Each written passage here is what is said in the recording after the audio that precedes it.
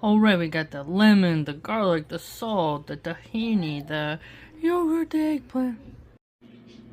The baba Ghannooj, Syrian style, came out wonderful with fresh parsley on top. We got the olive oil, subhanallah. It is absolutely incredible.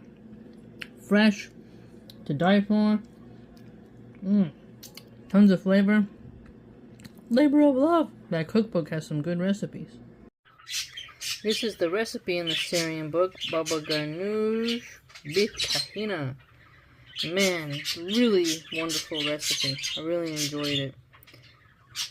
There you go. And then this is the cookbook.